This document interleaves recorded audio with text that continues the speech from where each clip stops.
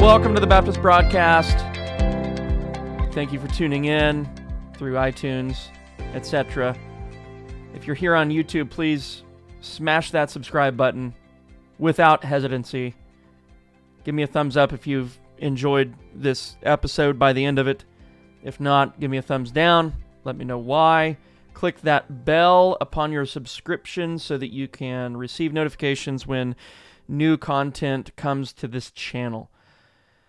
Guys, if you haven't already, go to joshsummer.substack.com and you can subscribe there for the newsletter. There's a free option so that you'll get a lot of blog posts and things like that I write delivered straight to your inbox. That's a benefit.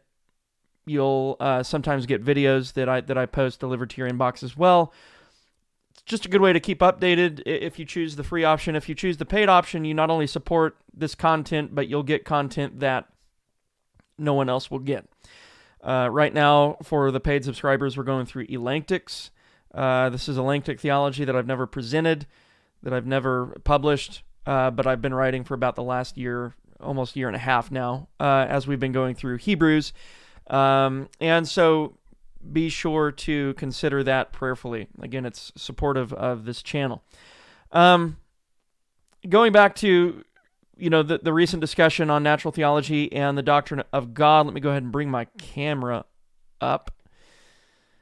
We have to keep in mind that what's really important here, that the main issue, it's good in any discussion to keep the main things the main things. The main issue here, what is at stake, is not primarily natural theology. I think it's related, because if you have bad assumptions and coming to knowledge or in thinking about certain things, you will conclude false things about them. So I think the knowledge situation, natural theology, what natural revelation is and what it can do, and how it relates to special revelation and special knowledge, supernatural knowledge of God, all that's important, but it's not primary. Someone can be wrong about those things and still be generally orthodox.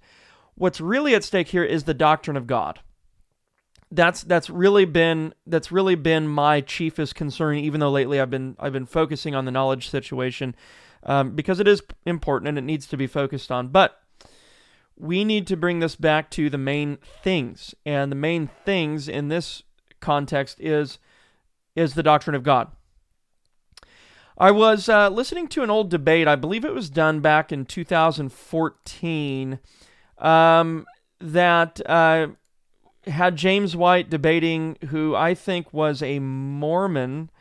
Let me actually just try to pull this up. I have it under one of these. Let's see here. Someone actually did me the courtesy of sharing it. Sharing it with me through Messenger, just a snippet of it, and I went and found the actual timestamp and all that. I'm trying to pull it up here. But what I want to do with this, if I can find it, good grief, where must it be? What I want to do here is to show that this issue, this bad doctrine of God has been around for a long time, and it's just something that's starting to boil to the surface. And part of it is a neglect of the old categories, the old way of thinking and speaking about God. Here it is. I found it. This is James White versus Roger Perkins. Actually, it's 2011, but the rendering I have of it is on YouTube, posted in 2014. If you go to that debate, this is Alpha and Omega Ministries channel and main channel, not the Dividing Line highlights, but the main channel, the Trinity debate, James White versus Roger Perkins, 2011. If you go there, the timestamp begins. It's during Cross X. It begins at 2 hours. Just go to the 2 hour mark. Exactly, and watch it from there for the next 5 minutes or so, and you will see what I'm talking about. I'm not going to play it on here. You can go look at it yourself. But what I will do is I'm going to show how James White is just affirming something that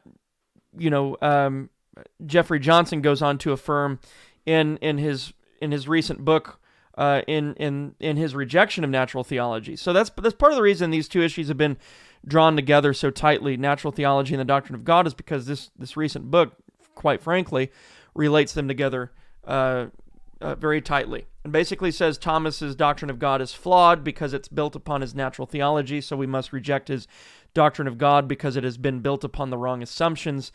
And what you have as a result is process theism. God is not actus purus. That's not the God of the Bible. There's movement in God and ad intra and all of this. But one of the things Johnson says is that there are three self-awarenesses in the Trinity, so that the persons of the Trinity have their own personal, separate self-awareness. James White affirms the same thing back in this debate in 2011. That's 10 years ago that this stuff was being affirmed in this debate, which leads me to believe, I haven't read it, but I just wonder if the same thing isn't affirmed in his book on the Trinity. And his book on the Trinity is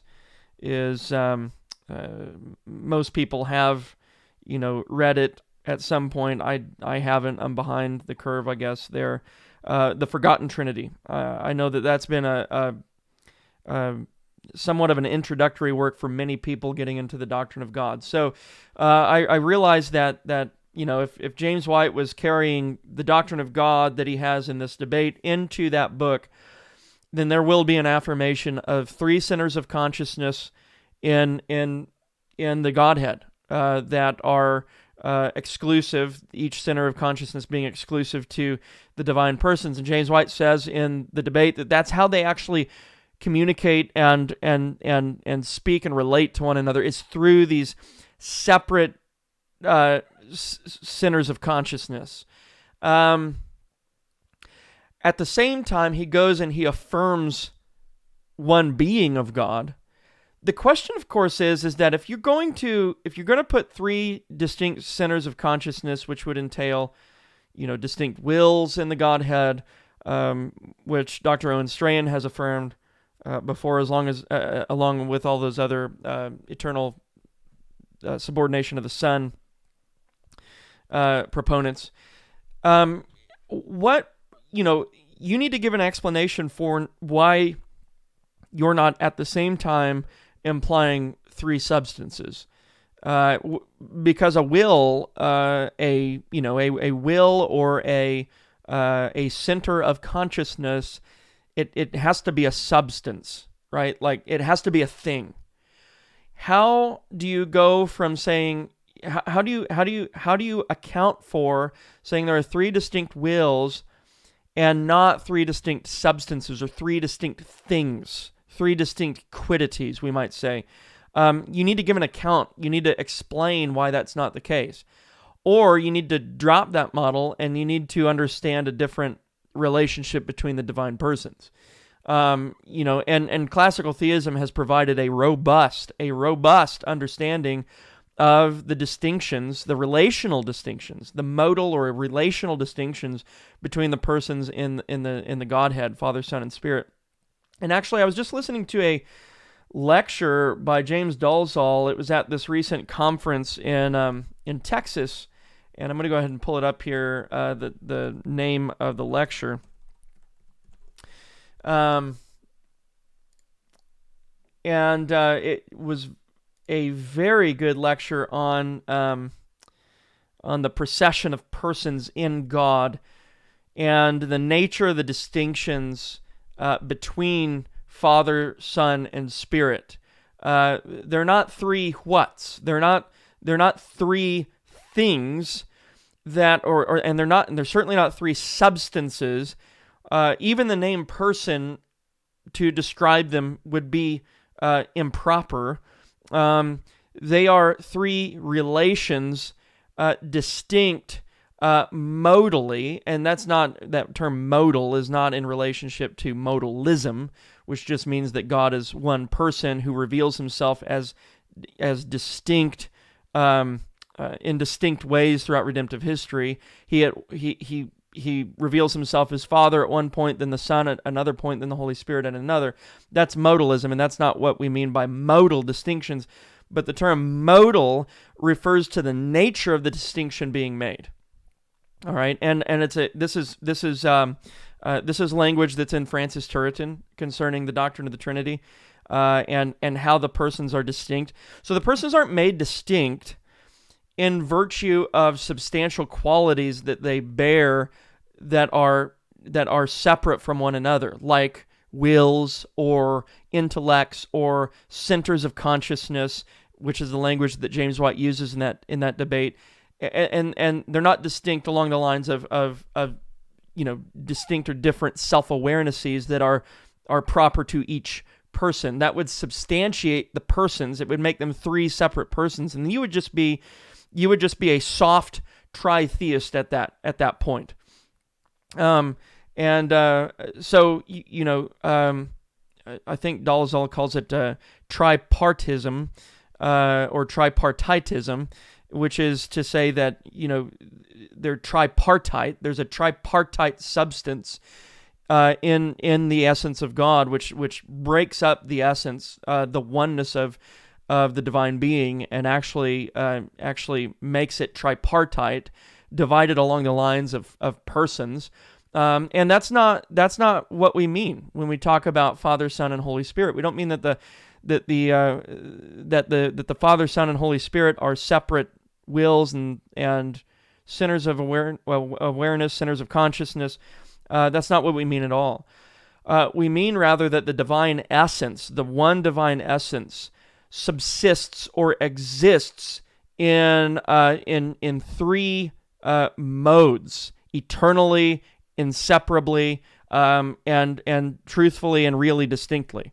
Now, to pull that out, I would have to spend another hour talking to you, but I would commend to you the procession of persons in God, distinguishing the Father, Son, and Spirit, the lecture that James Dolezal gave at the 2021 TAARBC conference. You can find that on Sermon Audio. I will actually link it down below this video so that you can just click on it from here and find it. Anyway, if this was helpful for you guys, we need to bring this back to the doctrine of God.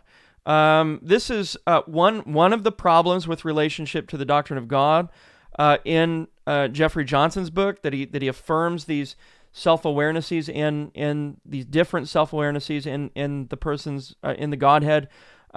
He does this, by the way, on page 185 of The Failure of Natural Theology. He says, by way of criticism, he says, Thomas's understanding of the Trinity does not allow for the Father, the Son, or the Holy Spirit to have their own distinct self-awareness. And without each of the three persons being self-aware, there can be no communication or interaction. So what you have here is what would mildly be called social trinitarianism, but it would also be called tripartitism, and it could also be called, of course, I think it goes along with his process theism that he affirms in God, with the whole motion and all of that ad intra. So anyway, we need to keep the main things, and this is the main thing right here, is the doctrine of God. Christian orthodoxy is at stake here. And there are a bunch of implications, by the way, of compromising on the doctrine of God. God is the first thing. So you compromise on the first thing, and then anything that flows from the nature of God, can be compromised as well. And future generations will go on to make those compromises if they try to hold on to this false teaching. So that's what I'm concerned about. God bless you guys. Have a wonderful rest of your day. Don't forget to subscribe to the channel. Check out joshsummer.substack.com. Have a good one.